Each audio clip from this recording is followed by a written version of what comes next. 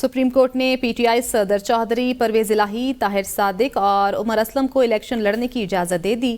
صنم جاوید اور شوکت بسرا کے کاغذات نامزدگی بھی منظور ہو گئے۔ پی ٹی آئی رہنما عارف عباسی کی اپیل خارج کر دی گئی۔ کیس کا تحریری فیصلہ بھی جاری کیا گیا۔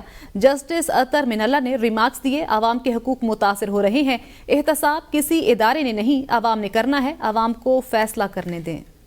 سابق وزیر اعلیٰ پنجاب چودھری پرویز الہی کے کاغذات نامزدگی مسترد کرنے کے فیصلے کے خلاف اپیل پر جسٹس منصور علی شاہ کی سربراہی میں سپریم کورٹ کے 3 رکنی بینچ نے سماعت کی۔ پرویز الہی کے وکیل نے کہا کہ ہم الیکشن میں تاخیر نہیں چاہتے، میرے موکل کو PP 32 گجرات کی حد تک الیکشن لڑنے کی اجازت دی جائے۔ عدالت نے پرویز الہی کی اپیل منظور کرتے ہوئے کاغذات نامزدگی مسترد کرنے کا فیصلہ کالعدم قرار دے دیا اور پرویز الہی کا نام اور انتخابی نشان بیلٹ پیپر پر چھاپنے کی ہدایات کر دی۔ سابق وزیر اعلیٰ پنجاب نے باقی تمام حلقوں سے دستبرداری اختیار کر لی۔ دوران سماعت عدالت نے کہا کہ ووٹرز کو ان کے حق رائے دہی سے محروم نہیں رکھا جانا چاہیے۔ ریٹرننگ افسر کا کام سہولت پیدا کرنا ہے، نہ کہ انتخابات میں رکاوٹ ڈالنا۔ عجیب بات ہے کہ ایک ہی سیاسی جماعت کے ساتھ یہ سب ہو رہا ہے۔ الیکشن کا مطلب لوگوں کی شمولیت ہے، انہیں باہر نکالنا نہیں۔ جسٹس منصور نے کہا آرٹیکل 17 کہتا ہے ٹھوس وجوہات کے بغیر الیکشن سے کسی کو روکا نہیں جا سکتا۔ آئین انتخابات کے لیے ڈی فرینچائز نہیں ان فرینچائز کرنے کی سہولت دیتا ہے۔ پی ٹی آئی رہنما عمر اسلم اور طاہر صادق کے کاغذات نامزدگی مسترد ہونے کے خلاف مقدمات میں عدالت نے کہا مفرور ہونے کی بنیاد پر کسی کو انتخابات لڑنے سے نہیں روکا جا سکتا۔ الیکشن لڑنا بنیادی حق ہے۔ جسٹس منصور علی شاہ نے کہا